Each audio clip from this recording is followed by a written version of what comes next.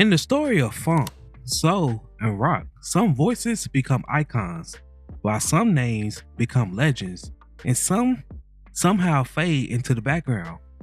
But without this woman, there would be no LaBelle as we know it, no Lady Marmalade, no fearless fusion of funk, rock, soul, and femininity. She wasn't just a backup singer, she wasn't just a side member, she was the glue, the fire, and the foundation.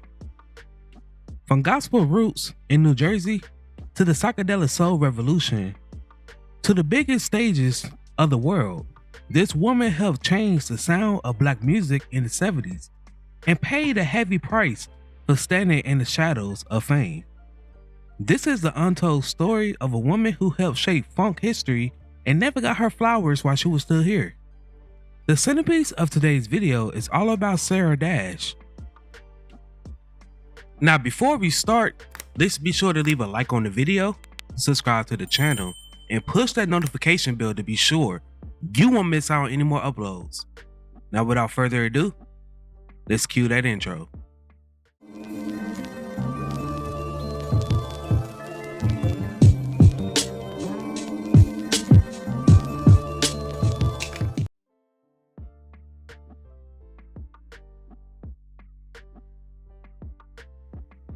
Sarah Dash was born on August 18, 1945 in Trenton, New Jersey.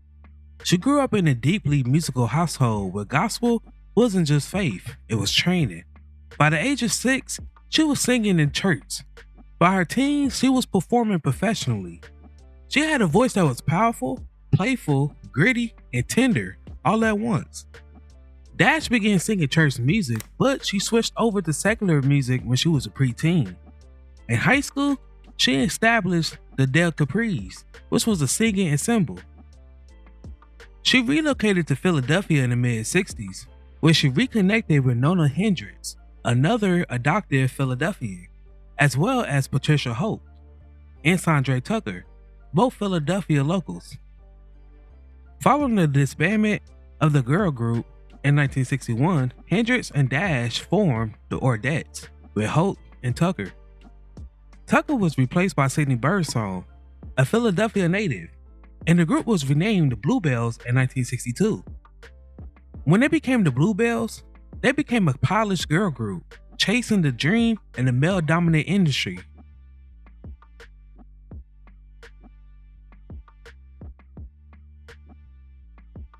The group changed their name again to Patti LaBelle and the Blue Notes after Hope was revived to adopt the stage name of Patti LaBelle.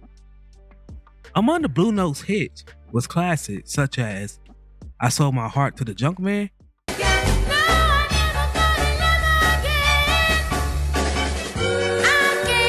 You Never Walk Alone,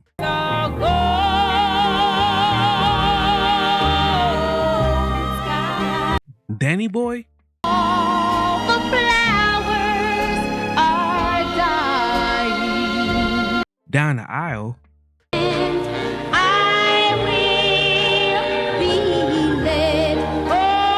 All or Nothing, Cause all your cheating days are through, can't take no more. and Over the Rainbow.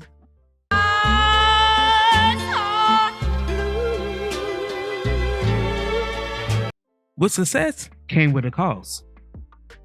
The group was exploited, underpaid, overworked, and often pushed to the side for white popular acts covering their songs.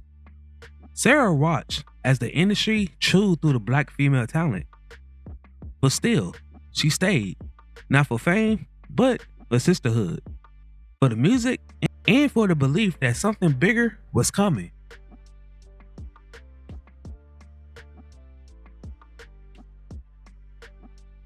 Birdsong left the group to join the Supremes in 1967, and 4 years later the Bluebells changed their name to LaBelle, and they began recording material that set them apart for any other girl group, including songs about politics, social issues, and sexuality, transforming them into a hard-rocking, sexually and politically outspoken group. Dash, like the Supreme member, Mary Wilson, was frequently in the middle of two of the group's extremes, Nona Hendryx and Patti LaBelle. who frequently disagreed, and the group shift a direction before LaBelle ultimately consented to go along with it. Following a tour in England in which they changed managers, recruiting Vicky Wickham in 1971, the group abandoned their outrageous wigs and skirts in favor of afros and jeans, producing traditional albums such as LaBelle and Moonshadow. Sarah Dash was no longer the quiet one. She became bold, sexy, fearless, and her voice anchored the new sound.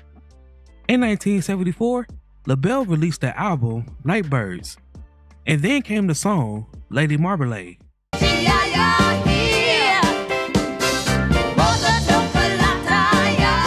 It shot to number 1 on the Billboard charts. Suddenly, LaBelle wasn't just a funk group, they were global stars. They toured with the Rolling Stones, performed in sold-out arenas. They shocked audiences with their futuristic outfits and sexual freedom. But behind the scenes, the fame wasn't equal. Patti LaBelle became the breakout star. Nona Hendryx became the chief songwriter. And for Sarah Dash, she became the stabilizer, the peacemaker, and the overlooked powerhouse.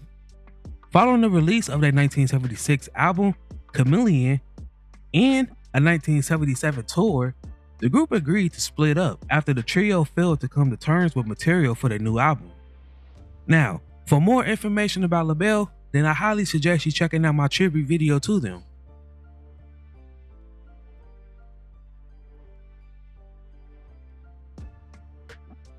By 1976, LaBelle was crackling. Creative disagreements, exhaustion, ego, and the group's disbandment at the height of fame.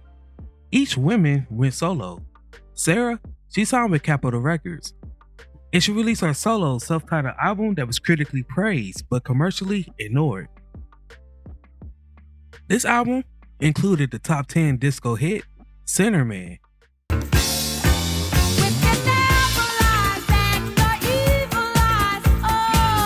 In 1980, she released another album, Ooh La La, Sarah Dash. It included the dance song, Ooh La La, Too Soon.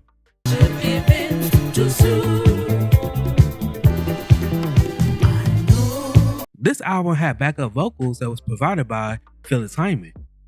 Dash departed the label to pursue other work after releasing one more album titled Close Enough.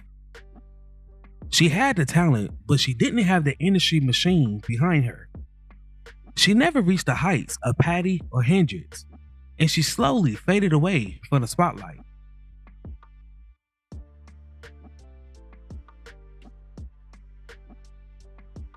While Patti LaBelle became a megastar, Sarah, she kept working.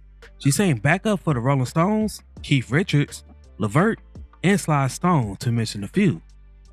She toured quietly, recorded from time to time, and she lived privately.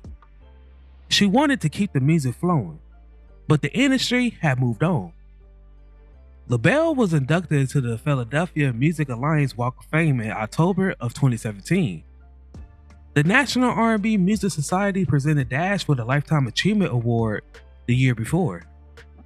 Since the early 90s, Dash has focused mainly on raising funds for homeless single women with children in New York. She last performed on September 18th, 2021 in Atlantic City, New Jersey, when she was called on stage by Patti LaBelle to sing a song with her. Sadly, just 2 days later, on September 20th, 2021, she passed away at the age of 76. Now, I have a few questions for you all. Why do you believe Sarah Dash's solo career didn't succeed? Also, what is your favorite song by Sarah Dash? Before I go, I want to take a second to promote my Discord. Over here, I provide a safe space for my supporters. We discuss music of all genres. You can provide me feedback on recent uploads, etc. If that interests you, then go ahead and check me out. The link is in my bio. While I have y'all here, if you would like to support the channel further, then feel free to become a member. By doing so, you help make these videos possible. I thank each and every one of you who supported me along this journey.